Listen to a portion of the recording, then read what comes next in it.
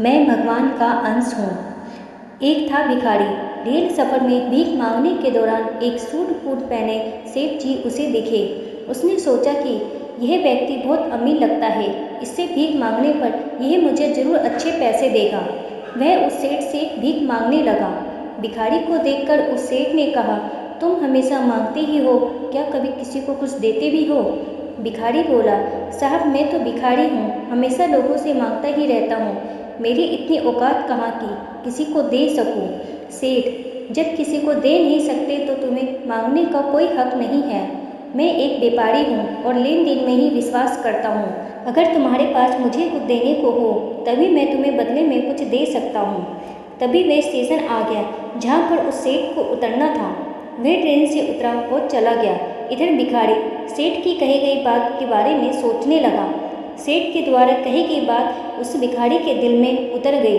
वह सोचने लगा कि शायद मुझे भीख में अधिक पैसा इसलिए नहीं मिलता क्योंकि मैं उसके बदले किसी को कुछ दे नहीं पाता हूँ। लेकिन मैं तो भिखारी हूँ, किसी को कुछ देने लायक भी नहीं हूँ। लेकिन कब तक मैं लोगों को बिना कुछ दिए केवल मांगता ही रहूँगा।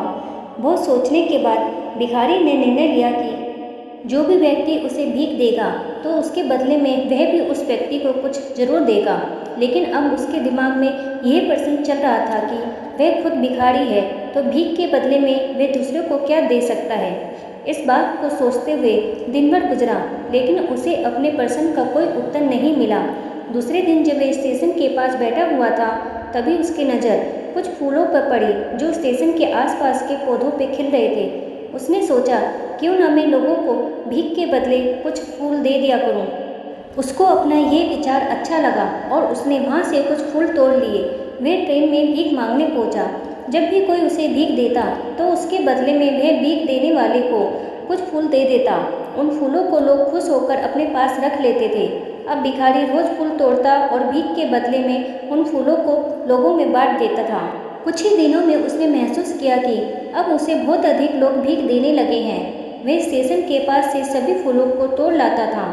जब तक उसके पास फूल रहते थे तब तक उसे बहुत से लोग भीख देते थे, लेकिन जब फूल बांटते बांटते खत्म हो जाते तो उसे भीख भी नहीं मिलती थी। अब रोज ऐसा ही चलता रहा। एक दिन जब वह भीख मांग रहा था तो उसने देखा कि वही सेठ ट्रेन में बैठे हैं, जिसकी वजह से उसे भीख के बदले फूल देने की प्रेरणा मिली थी।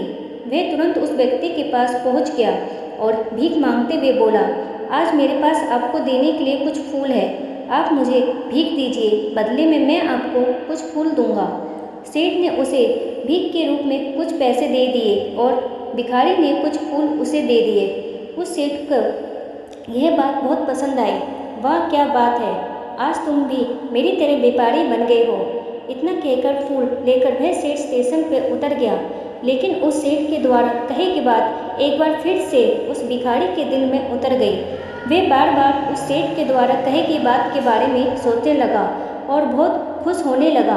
उसकी आंखें अब चमकने लगी। उसे लगने लगा कि अब वह उसके हाथ सफलता की चाबी लग गई है, जिसके द्वारा वह अपने जीवन को बदल सकता है।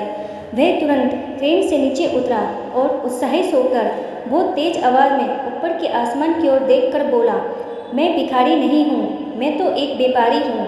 मैं भी उस सेठ के जैसा बन सकता हूँ, मैं भी अमीर बन सकता हूँ। लोगों ने उसे देखा तो सोचा कि शायद ये भिखारी पागल हो गया है। अगले दिन से वह भिखारी उस स्टेशन पर फिर कभी नहीं दिखा। एक वर्ष बाद इसी स्टेशन पे दो व्यक्ति सूट बूट पहने हुए यात्रा कर रहे थे। दोनों ने एक दूसरे को देखा तो उनमें से एक ने दूसरे को हाथ जोड़कर प्रणाम किया और कहा, क्या आपने मुझे पहचाना? सेठ, नहीं तो, शायद हम लोग पहली बार मिल रहे हैं। भिखारी, सेठ जी आपको याद कीजिए, हम पहली बार नहीं बल्कि तीसरी बार मिल रहे हैं। सेठ, मुझे याद नहीं आ रहा, वैसे हम पहले 2 बार कब मिले थे? अब पहला व्यक्ति मुस्कुराया और बोला, हम पहले 2 बार इसी ट्रेन में मिले थे। मैं वही भिखारी हूँ जिसको आपने पहली मुलाकात में बताया था कि मुझे जीवन में क्या करना चाहिए और दूसरी मुलाकात में बताया था कि मैं वास्तव में कौन हूँ। नतीजा ये निकला कि आज मैं फूलों का एक बहुत बड़ा व्यापारी हूँ और इसी व्यापारी के कारण दूसरे शहर जा रहा हूँ। आपने मुझे पहली मुलाकात में प्रकृति का नियम बताया था, जिसके अनुसार हमें तभी कुछ मिलता है जब हम कुछ देते हैं। लेन देन का ये नियम वास्तव में काम करता है। मैंने यह बहुत अच्छी तरह से महसूस किया है, लेकिन मैं खुद को हमेशा भिखारी ही समझता रहा। इससे ऊपर उठकर मैंने कभी सोचा ही नहीं था, और जब आपसे मेरी दूसरी मुलाकात हुई तब आपने मुझे बताया कि मैं एक व्यापारी बन चुका हूँ। अब मैं समझ चुका था कि वास्तव में मैं एक भिखारी नहीं बल्कि व्यापारी बन चुका हूँ। दोस्तों, समझ की ही तो बात है। भिखारी ने स्वयं को जब तक भिखारी समझा वह भिखारी रहा। जब उसने स्वयं को व्यापारी मान लिया तो व्यापारी बन गया। जिस दिन हम समझ लेंगे कि मैं कौन हूँ, अर्थात मैं भगवान का अंश हूँ, फिर जानने समझने को रही क्या जाएगा। तो दोस्तों, कैसी लगी आपको आज की ये कहानी कमेंट बॉक्स में बताएं। वीडियो पसंद आए तो मेरे चैनल को लाइक करें, शेयर करें और सब्सक्राइब करें। वीडियो देखने के लिए आपका धन्यवाद।